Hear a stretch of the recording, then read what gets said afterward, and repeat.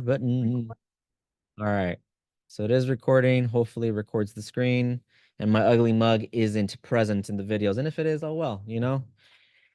Um, I will say this before we start, I do not have the same type of vibe or energy as Malik. Malik is on a whole nother level and he has more experience than I do. I just try to match energies as best as I can. So I hope it helps. All right. So, question one, part one, right? So, the identification is the process of creating a catalog of risks, threats, and vulnerabilities. So, in the context of security and privacy, risks refer to the potential threats and vulnerabilities within digital systems, along with their impact, which encompasses the scope and scale of the damage that could occur. Threats are people or groups that are trying to gain unauthorized access to an organization's data or network, while vulnerabilities are usually technical flaws that enable unauthorized access. So now you guys know that, right? You see that the threats are people or groups, right? So you can think that as, I want to say, anonymous. Anonymous is considered a threat, but it's not really a threat, right? So they're kind of like in the middle. So that's the gray area. Versus you have your gray or black hat hackers. Those are considered threats because they can hack, they can gain access into your system. And then you have your security and privacy. That's your potential threats, your vulnerabilities, whether it's in a web page, your smart toaster, or your smart fridge, or whatever device, right? There's going to be a sense of security and privacy there. Or again, like with Tesla or Rivian or any other vehicle company that has onboard data recording for your video and such, right?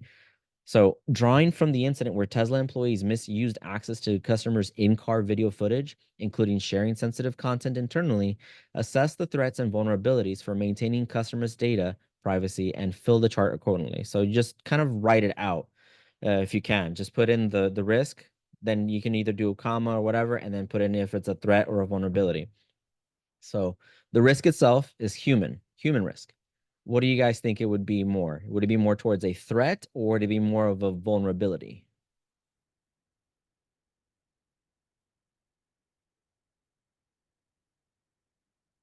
Okay. So Ray says it's a threat. Ooh. AJ, you think it's a vulnerability? Okay.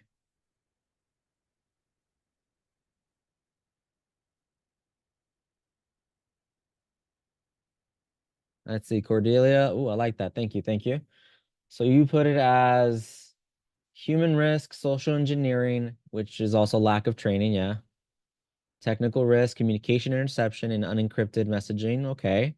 Operational risk, wrong people getting access and unsecured access to data. And then regulatory risk, penalties, fines, ambiguous laws of emerging technology. So, I mean, you do got it correct, though. It's just that you would have to provide like what kind of threat it is. So, yeah, that would be the considered threat. Yes, perfect, Cordelia. Good job.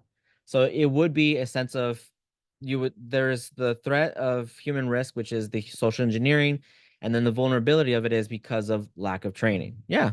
So you kind of use like the situation behind it and then what is the cause of it or what or vice versa. I'm trying to like figure out how to explain it too, because I think I helped create this one because of my content writing days on this. But I think Cordelia, you kind of have it correctly. Let's see, Ray, only because humans make changes, these changes can cause a lot of threats to themselves and the vehicles. That's correct too.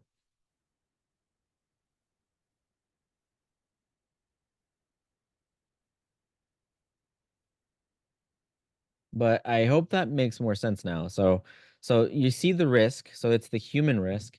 What type of threat comes from human risk? And then what type of vulnerability happens because of it? So like what errors happen because of humans?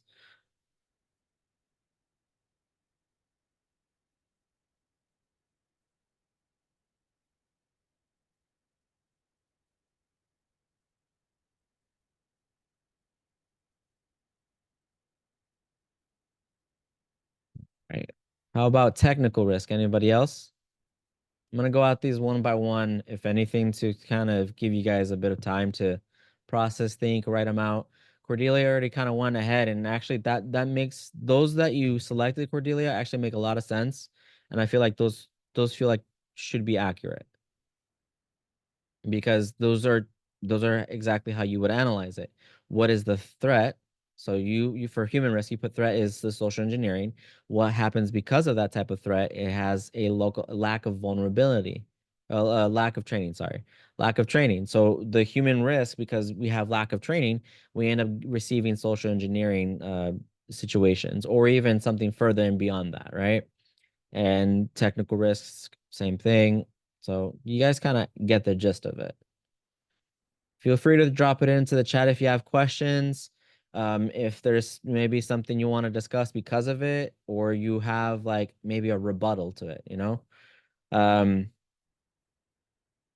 how about operational risk? What would be a threat because of operational risk?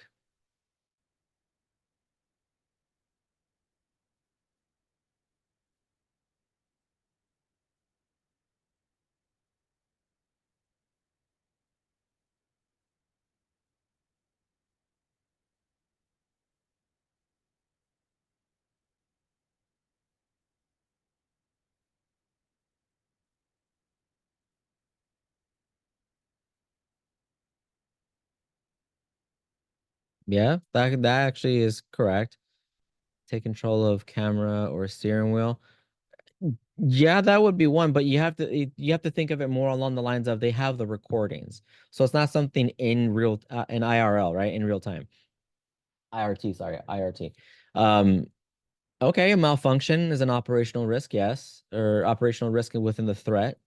So if that malfunction was a part of the threat, what happened because of it? So what's the vulnerability that caused that malfunction, right? What would it be? Outdated software, in involuntary access? Would it be anything that's in the sense of a malicious attempt, right?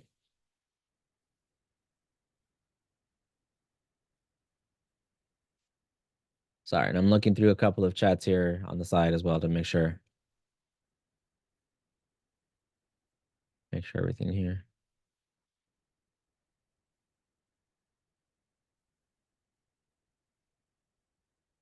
There we go. All right.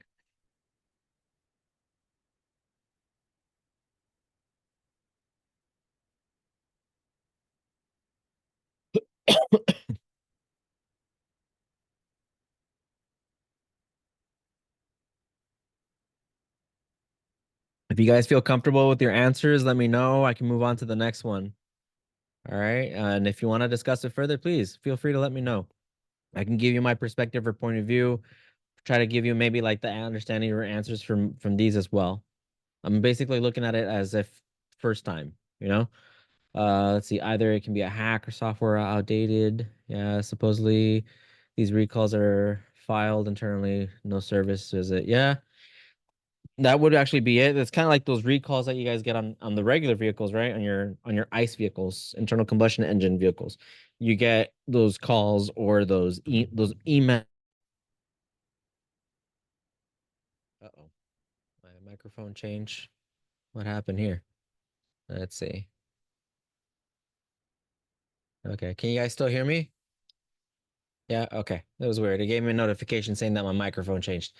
Um, so yeah, to kind of piggyback right there, Ray. It's like you get those mailers, you get the emails, you get the phone calls. Hey, there's a recall on the airbags and so forth. They have to do that. It's regulatory, it's mandatory. But if they don't do that for something where it's like a software or something that happens in their own internal systems, then yeah, that can cause a bigger threat. And therefore, boom, operational risk of I lost control of my steering wheel, or what was it, the one where they do the self-driving, right?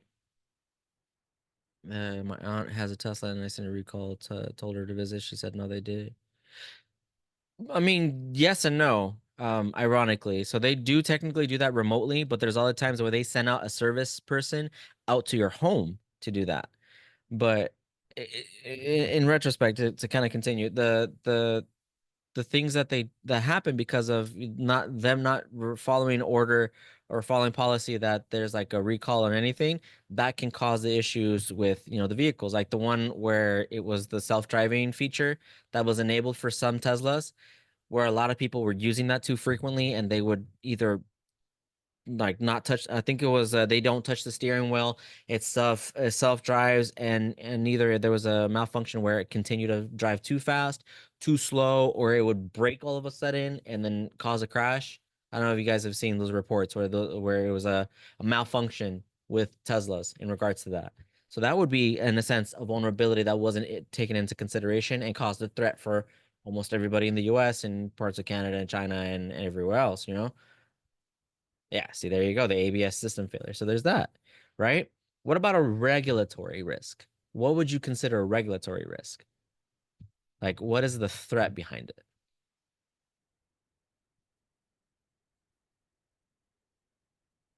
And again, if you guys want me to continue to the next part, next question or whatever, again, let me know.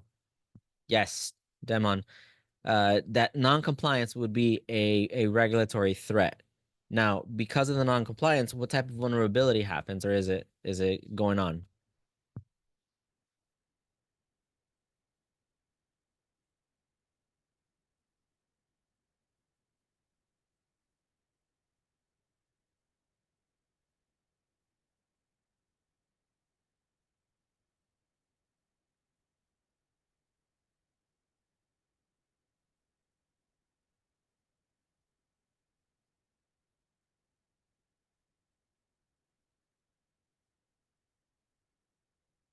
Yes, not enforcing it, not enforcing GDPR. And if you could, if you could be so bold and so kind, Damon, can you break down the acronym for that, so that way people understand what GDPR is?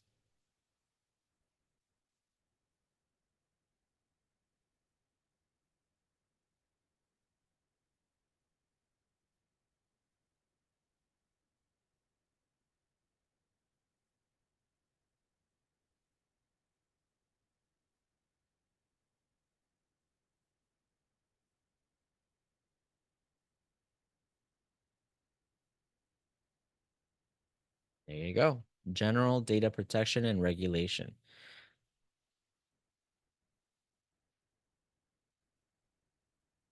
It's okay, Demon.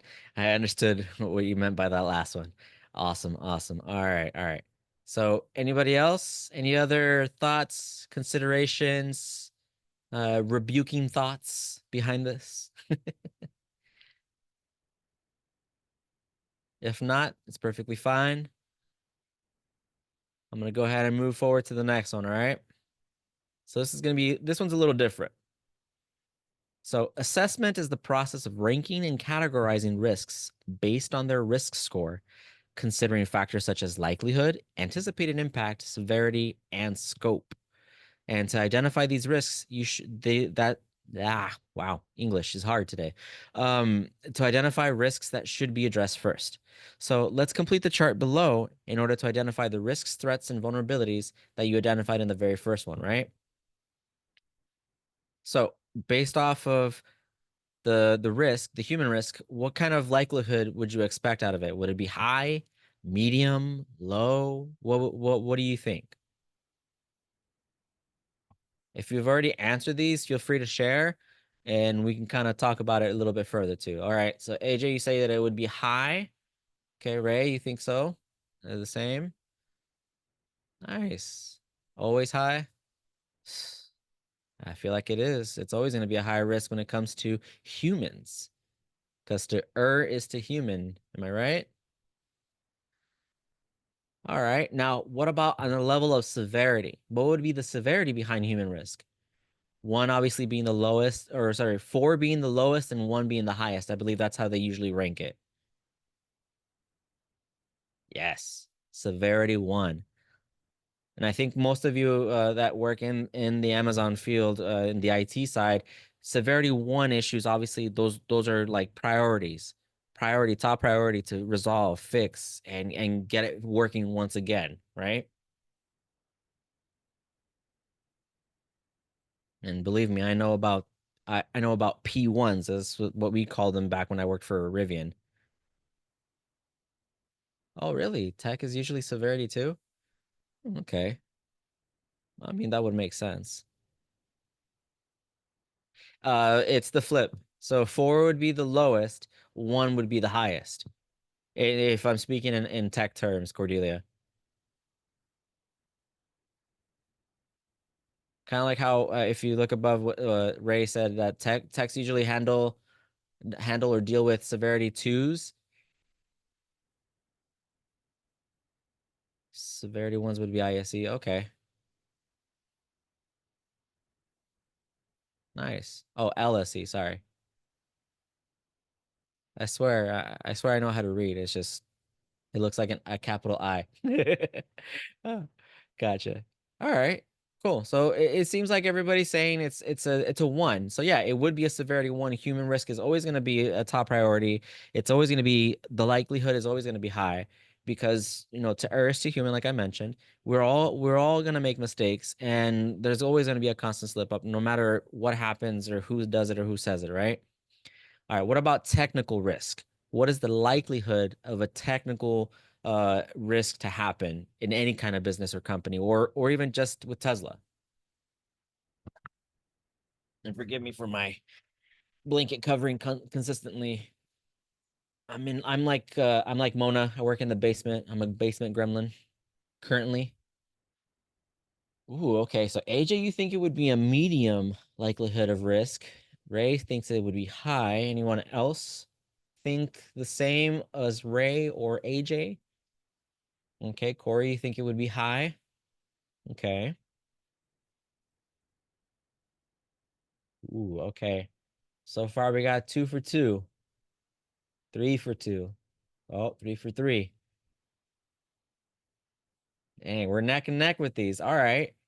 Okay, so why would it be high and why would it be medium? Let's kind of debate on that one real quick. For those of you who answered high, why do you think it would be the most likely that it would be the biggest risk?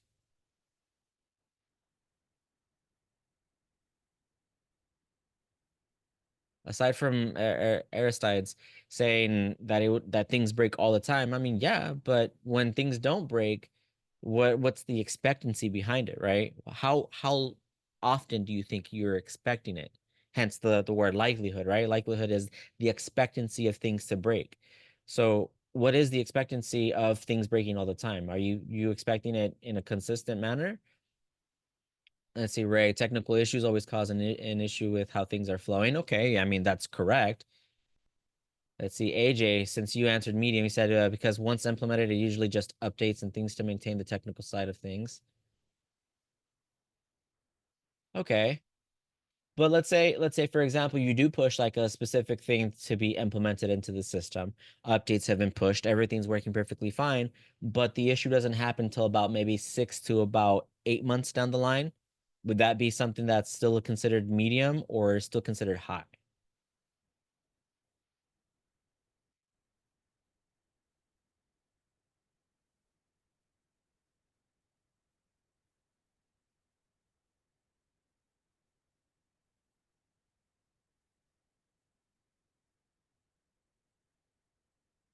Because one way that I see it too, in the sense of technical risk, it either can be medium or high. I mean, I agree with both sides because if it's fresh out the box, you just set it up, you're throwing it out into the field, there's a high chance it can break, and then that causes a big severity in the field. It can either be severity two, severity one. But in this case of not knowing all the information, what if it is, you know? Okay, I like that answer, Arhan. So we should have gotten those likelihoods in the specificity of short term versus long term, right? So I feel like that's where you kind of have to think within the spectrum of a year, right? So maybe if you set that expectation for yourself, or even in the sense of this lab for now, let's say within a year, what would be the likelihood of a technical risk? Would it be high, medium, or low? So maybe that'll help you maybe answer the question a little bit more on the broader side of the spectrum of it. So thinking of it within a year, do you guys still do you all think that it will still be high, medium, or low? And think fresh out the box or something that was recently implemented, like say early December. It was in a testing phase. You guys got good review. Everything's been working perfectly fine, and then they pushed it out into like start of the year. Fresh year. Would it still be high, medium, or low? Because the way I've experienced it, it's a likelihood of medium, but it goes up to high because again, over time, everything's going to continuously change, break. There's updates, there's software, there's hardware that needs to be implemented and change. Okay. AJ, I like that. Yeah, because it would stay medium because it's not a constant threat, but there is still a threat to consider. Now, in the sense of severity now, would you still think it's a severity of one, two, three, or four, like one through four? And again, in the set expectancy of a year, right? Within a sense of a year, do you think it would still be a high severity or low severity?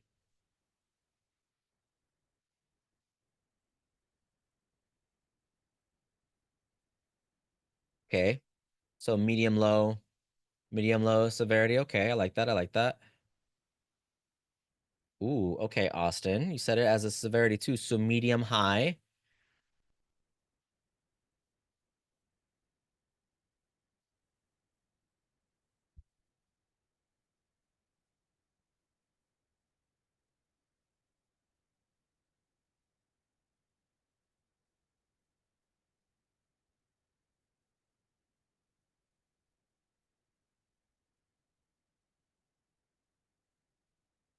But 2.5. I mean, I wish I could give it a 2.7 if I could, but a 2.5, 2.5, I don't know if that counts.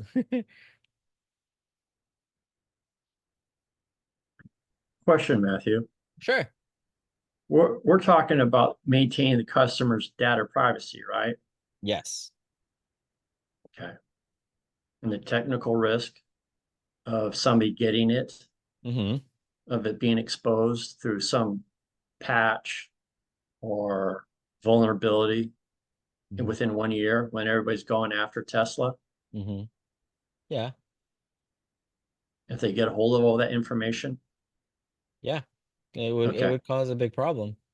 Okay. I put a severity one then. Yeah. I'm okay. Yeah. No, you got it right. You got that right too. I mean, I'm putting it in the perspective for both in the sense of what the lab is going, but also on top of like from all around, right? If people have your information or this issue is happening within this company, what's the technical risk behind it? Like, is it going to be a constant issue in the sense of high, medium, or low? And then how bad is it going to affect the rest of the world or the rest of the company, Okay. right? But thank you. No, I just want to make sure I'm understanding the question. Yeah. So, all right, Yeah. I'll be quiet. No, you're fine. You're fine. Thank you for unmuting though. I appreciate that. Let's see here. All right. So how about operational risk?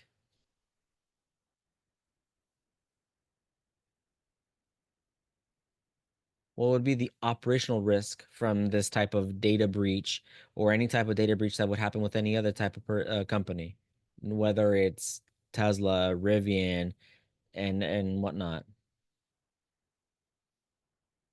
So medium. Okay, so Ray, you kind of hit both of them at the same time. So you think it would be a medium likelihood, and you would think it's a severity too. Okay. Okay. So you kind of stayed within the middle of the field and still think that it would cause a bigger problem. Whereas AJ, on the other hand, you guys flipped the script today on this one. Okay. All right. Now, what about severity, AJ? What would be the severity for you? Do you think it would be a one through four? What one through four? Which one would it be for you? Okay. So it's neck and neck. High, it would be high probability of an operational risk. It causes a lot more problems. People get fired or legal actions, right? Okay, okay. Anyone else?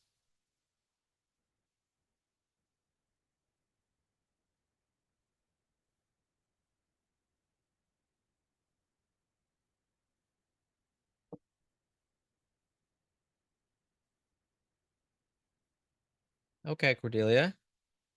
So you think it would be a medium likelihood of it happening, and it would be still a severity too. So it's a medium to high kind of severity. Okay. Nice, nice. These are all very good answers, guys. Remember, these are the free write questions, so these are graded in a different manner. So don't worry about like how you answer them. Just answer them to the best of what you feel is right. You know, there's no wrong answers here. It's only just about based off of what you're reading and what you're understanding from this.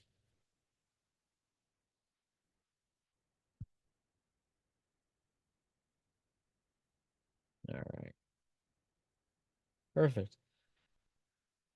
All right. Anyone else? We can continue further on that one. We'll do regulatory risk. What about likelihood and severity? What do you guys think? Throw them both into the same line if you guys want.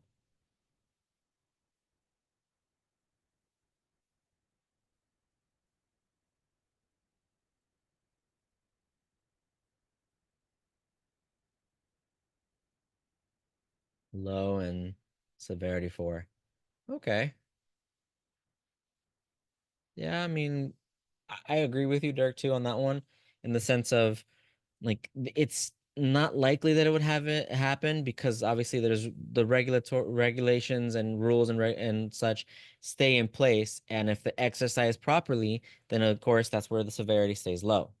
But in case it does happen, then there's mitigations behind it, right? Oh, bear with me. I'm getting a phone call here. 1 second.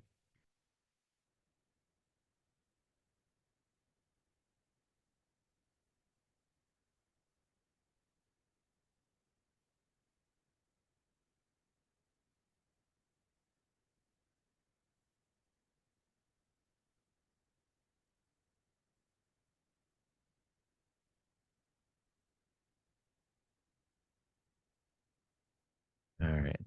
Let's see. Sabavin low to medium. Okay. And AJ say same as Dirk. Okay, cool, cool, cool. All right, you guys are doing great. Yeah, and I agree with you. I mean, as long as the rules and regulations are being followed, nobody's messing up anywhere, it stays pretty much pretty capiche, you know?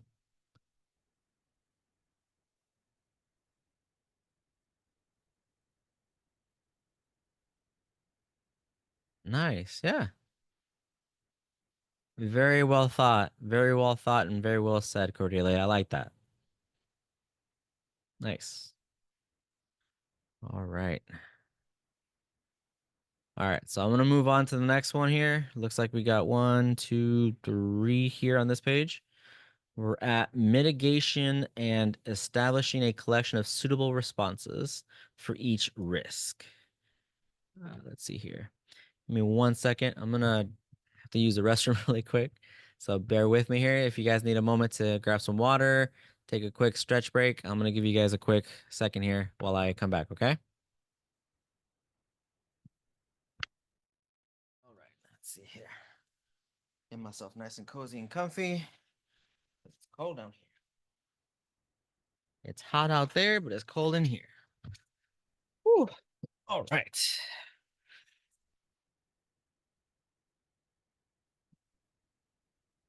All right. Michaela, let's see. What do we got? So, which of the following are effective measures to mitigate the threat of employee using their access to stalk or patrol particular users' data? All right. So, report and monitor and remove location.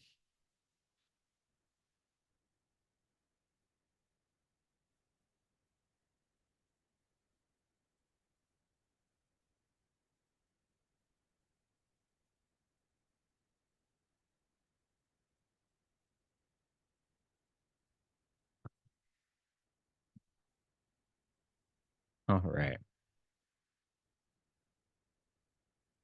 2 and 4. Okay. So, all of them? Hmm.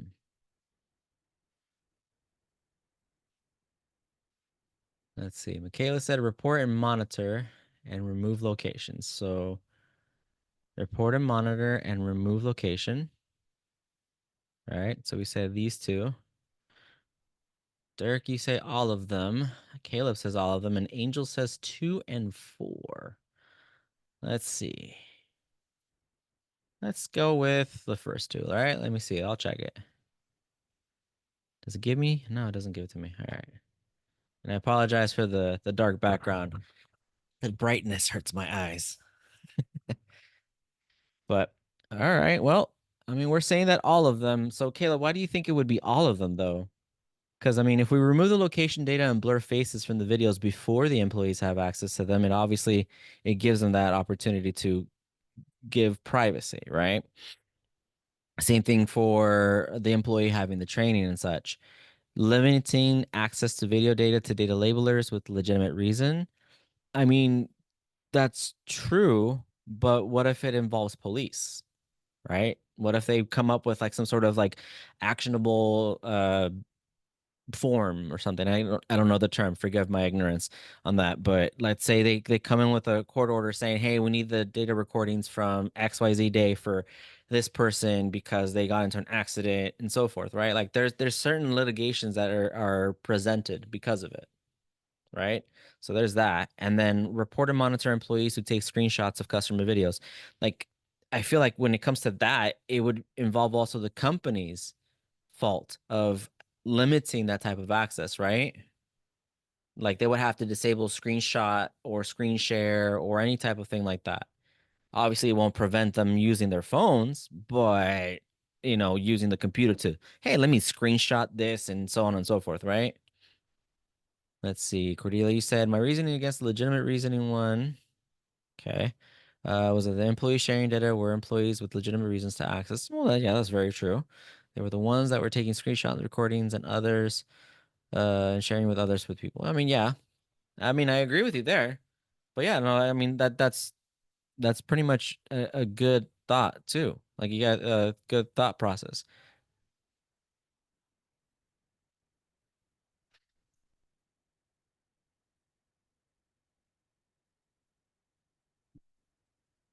Oh boy.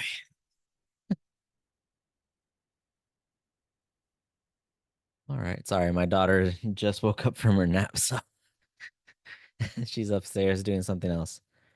The correct answer is 4. Okay. Okay.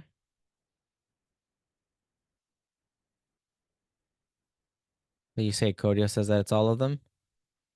Okay. Nice. Usually gives you the right or wrong answer result. So you pick 2 and 4. Okay. My version of Kodio probably won't give me the whole result. So, all right. So moving on to the next question. And I highlighted all of them. Oh, okay. Well, now we know all of them are the right answer. Nice. All right. So on the two options here, reporting involves evaluating the effectiveness of each risk mitigation and implementing new risk mitigation techniques as needed. So, in order to address the vulnerability caused by using outdated software, which technique could you use to monitor and reduce the risk of a successful attack? Either one, automatically update, or two, decommission vehicles. Okay, okay. Yeah, I mean, you have to continuously update. I mean, that's it's fair game. If you decommission vehicles that have the outdated software, obviously that then kind of bricks it, right?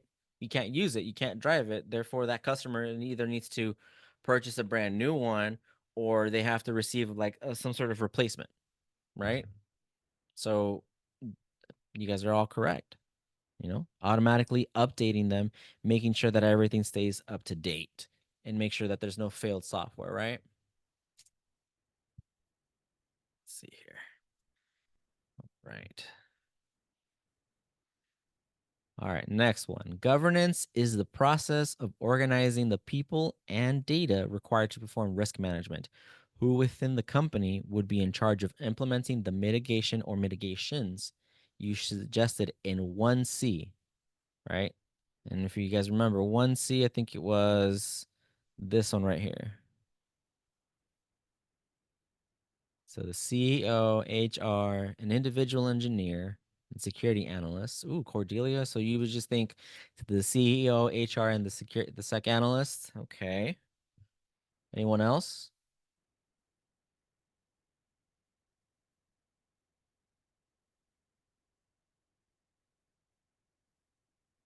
Yeah, it would be too, because it kind of falls back on the whole, like you're having to give them specific permissions in order to be able to access those files and access and such, you know?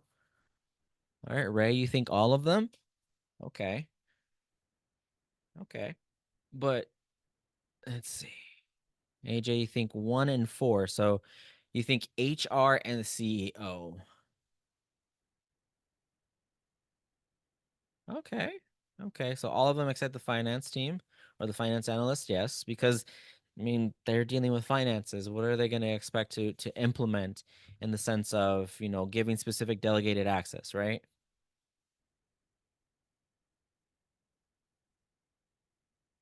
Nice, nice. Okay. Some of them are kind of matching up. A lot of them are kind of like very different for you guys in the answers. I like that. I like that. This kind of puts you. Oh, there you go. Nice. Good job, Ray. See, she submitted. So there you go, guys. Ray helped you all out. So the answer is pretty much everybody except the finance analysts, right? So HR would have to be involved, of course, because they need to provide the proper policies in order to determine which employee can do what, and in order to prevent them from doing God knows what. The individuals engineers, the ones that are more trusted, have to implement that and ensure that everything gets taken care of. There's preventative measures taken care of too. And then the same goes for the security analysts. Now, the CEO needs to be made aware of what's happening and what's going on in order to let them know, hey, look, we're creating these policies. This is the people that are going to be working on it. This is the security measures we're taking. This is what's going to happen. Do you agree? Sign on the dotted line, tell me yes or no, XYZ, so on and so forth, right? So like I feel like that would probably be the best way to put it. That those are the four people, the four main ones that need to be focused on in order to implement those that you saw above from 1C. This one right here, removing the location, requiring employee training, limiting access, and reporting and monitoring, right? So good job. Let's see. Throw them all in here. Whoop. Mine doesn't give it to me, so. All right, next question. So what kind of company is Tesla? What do you guys think? Is it public, government, critical? All right, it looks like everybody's saying public. Let's see, I'm gonna take it off of dark mode. All right, you guys are all saying that it's public. All right, let me hit public. Let's see. Doesn't do it for me. I may not be doing it because it might be in a different version of Codio for me. It does?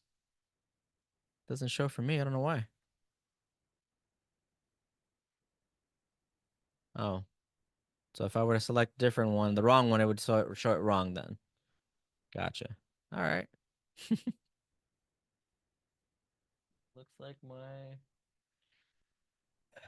you'll see my daughter pop in every now and again, so I apologize in advance.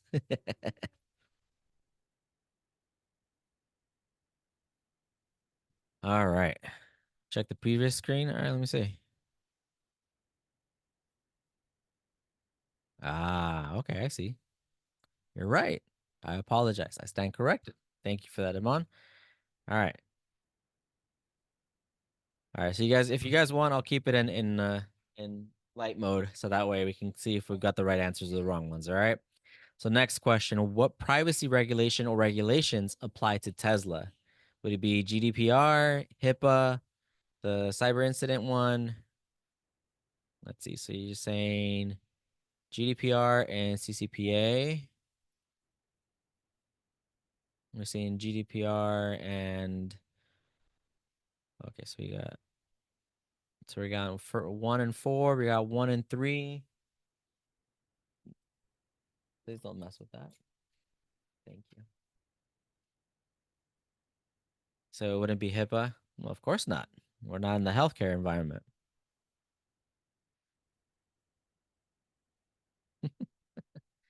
All right.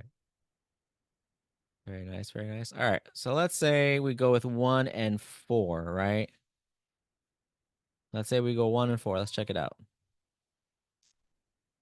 Look at that.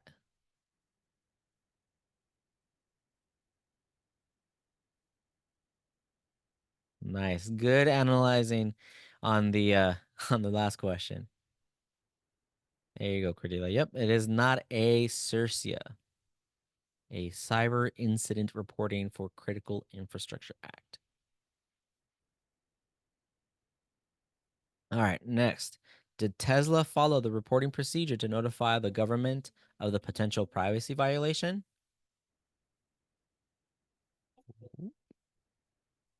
So Michaela says no. Anyone else?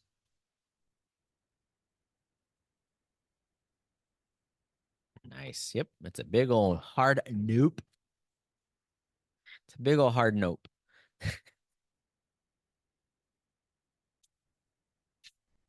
I apologize for any background noise if you guys hear it. All right. Next one. We're part 3. We're at the final part already. So here we go. So, which type of impact had the most long-term consequences for Tesla? Was it data loss, damage to trust and reputation, profits, or fines and lawsuits? All right. So, Michaela, you think it was damage to trust? Damage. Okay. So, a lot of number twos here. Anyone else?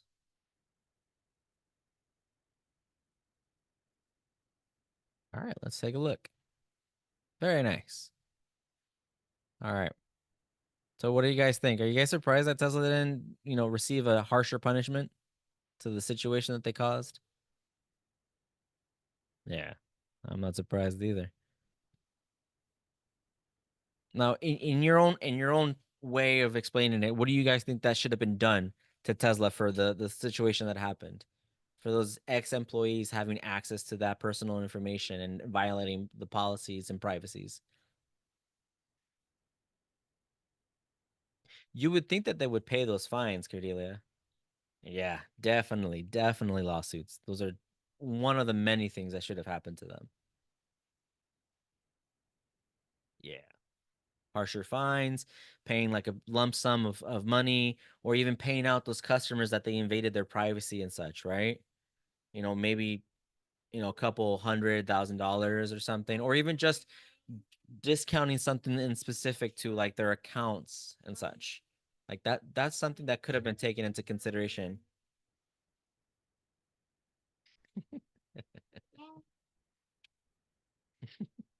Yes, we do, I know. All right. So I'm gonna go on to the next question. All right, and that's the final one too. Review the articles and determine which of the following is not a strategy Tesla used to respond to the privacy concerns of the DPA or the Chinese military. So either A, only recording when the car is on, shorter data storage times, or flashing lights to signal passerby that they are being recorded.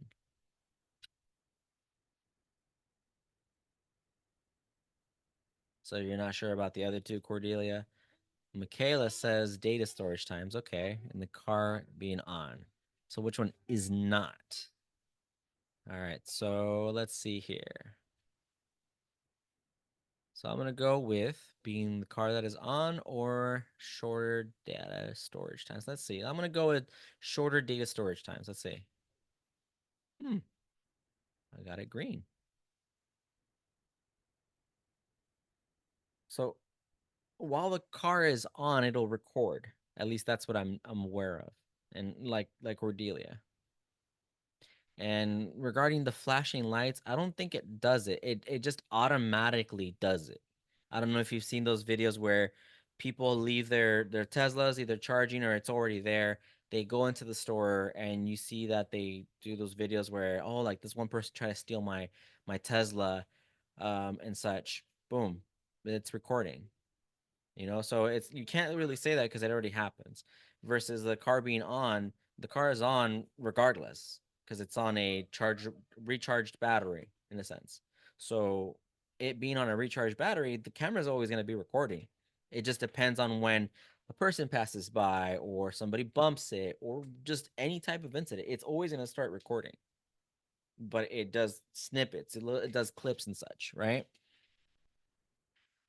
But looks like this has been a real short lab. I don't know if you guys want to go into further discussion, talk about anything else. If you guys want to ask any questions regarding the previous lessons or labs that we've done regarding the Security Plus test that's coming up, if you guys already scheduled it, in which I really hope you guys did, that the Security Plus test is going to be an easy flyby for you all. I mean, we're still kind of going over the last bits of it, but schedule it, take care of it, handle it. It's the 601 for me was difficult only because it was at 2 a.m. when I scheduled my appointment for the test, which was a failure. But, I passed it with like a margin of a score. Mikhail, you don't have to be scared of the test. It's like we kind of explained it as best as we could. It's more like rekindling that information that you're learning or understanding, and then once you kind of get the grasp of it, then it's more or less applying it towards the test. The terms, the acronyms and such, um it does get quite easier after you start to kind of get the understanding. um do you take the test on your own machine or do you go to a center second? Yeah, like Damon says, it's either or. It just depends on what you have available to you. When I took my test, I took it online through my laptop. They have you join a specific link. Once you do, you have to make sure that there's nothing, I mean nothing on your desk. The only thing you could, excuse me, have is either a keyboard, mouse. You can have like a wrist rest if you do, and then afterwards there cannot be any journals, no pens, pencils. The camera has to be on. There cannot be yep, exactly, no distractions. There can't be any talking children like my daughter here. There can't be any, dogs, cats, birds, whatever. Nothing. It has to be completely silent. If you don't have a webcam, I would consider having to either purchase one for a time being temporarily, or just or something like that.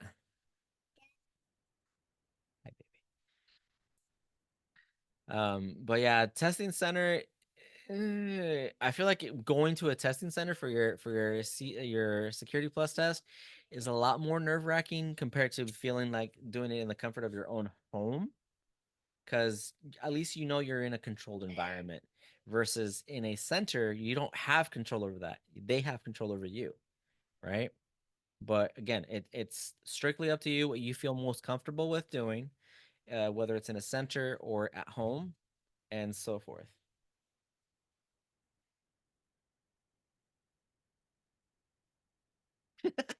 Austin, no. Your cat doesn't have to go. I would just recommend just sticking your cat, like, if you have like a spare bedroom that you use, or even just like, I don't know, you could probably go into like a library of sorts, because I know at libraries they have like their own separate rooms. You could do that too. And yes, Corey, I agree with you. I'd rather be at home too.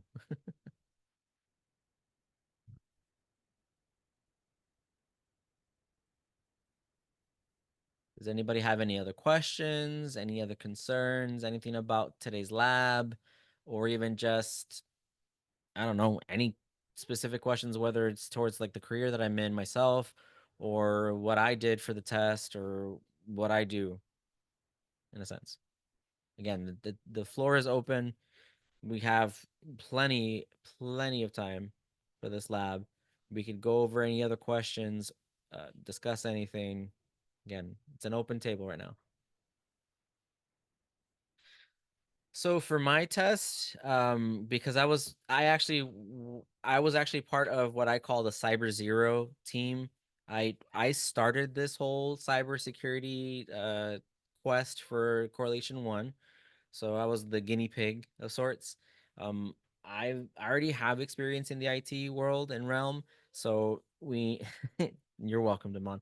Um, but I being part of that and relearning a lot of things and kind of getting a better grasp on what the Security Plus had, it was more along the lines of learning the terminology. right? The terms, the abbreviations, what HIPAA really meant in the sense of cybersecurity, using the tools that they gave us, the Metasploit, using Nessus, using what was another one? Splunk tools, and understanding what the type of reports we have to do, and then them going over the topics again for Security Plus. It was more along the lines of that and using my experiences. But when I prepared for the test, I did a lot of, I want to say, like micro tests, which had 25 questions. It was a mix of all the topics, and I just ran through the test. I did 6 runs of the test, took a break, came back to it after like half an hour, and I did it again and again, and like rinse, repeat, rinse, repeat. I did that on a weekend. The terms, the ones that you can do on the flashcards, the ones that I think Mona mentioned for a specific app, I can't remember it off the top of my head, but I know that she posted it somewhere in resources if you guys want to take a look. Yeah, Anki Deck. Yeah, I used something like that, something in the similar sense. And what I did was that every time that I got a wrong answer, I what was it that I did? I'm trying to remember. I added another term. So I set it up to where it was 100, because I know there's more than that. I did 100, and every time I got a one abbreviation or term wrong, I added 10 more. So I punished myself badly, but because I wanted to get the understanding, I wanted to really barrel it down in my head. But when it came to the test, it was a different experience. It was multiple choice, some free right answer questions, I believe, but this is back in the 601. Free right answers that you had to be at least close to, or if not at margin of what they expect you to answer. And more of them were PBQ, right? Problem-based questions. That's what it stands for. So a lot of the problem-based questions, it really made you think. The only downside is that when I did my test and scheduled it, it was at 2:30 in the morning. So I thought it was 2:30 in the afternoon on a Saturday or Sunday where I could be locked in my office and I could be focused, right? Nope, it was at 2:30 in the morning. So 6 cups of coffee later and me doing the test, I passed the test, luckily. But those PBQs is what kind of drives you into the ground and makes you really, really think. It really puts you in a bind of, okay, so I do this and this and this. So what's one example I can give you of a problem-based question? Like the troubleshooting one, the computer suddenly turns off and you turn it back on, it greets you with a blue screen. What's the first diagnosing step? Like it does something like that, right? And then it follows up to the next, right? Proctoring, as in like if you need to be on camera, yes, there is going to be a proctor. Yeah, there's gonna be somebody on the meeting with you when you do your test online. If you're doing it from home, there's gonna be somebody on camera that's monitoring you. So if you're like, say for example, this is the camera, you're doing your test like this, they're gonna have an eye on you while you're looking at the singular screen. You can't have multiple screens. So you literally have to unplug them, show the proctor, hey, look, the screen's off, it's unplugged, there's nothing on it, done, right? I wish that was an easy job to take, but I feel like it would cause more nerve-wracking situations for students and people. But I hope that helps, Dirk. I just did a lot of studying, and since I had scheduled my appointment at 2:30 in the morning, I was doing the practice run tests there too. So I was doing the tests while I was waiting for my time to get to that point where I had to join the call or the room and then show them, hey, look, my screens are disconnected. I have nothing on my desk, so on and so forth.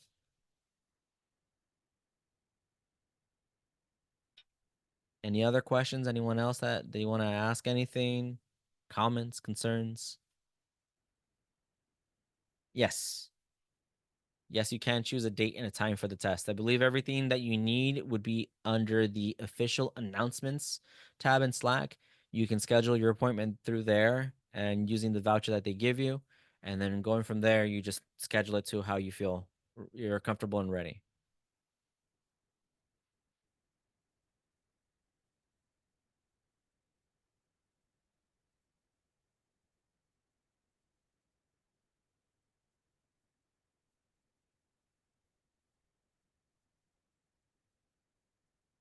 Any other questions? Anyone else?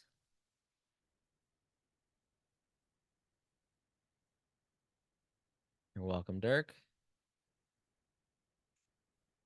Yep. I mean, if there's nothing else, you guys are more than welcome to take off. You have pretty much an hour and 15 minutes back allocated to your time.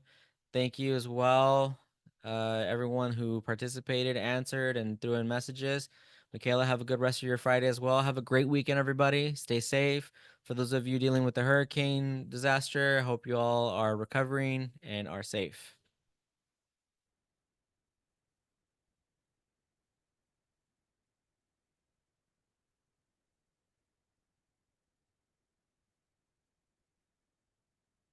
Oh, recover well, Ray. Recover well.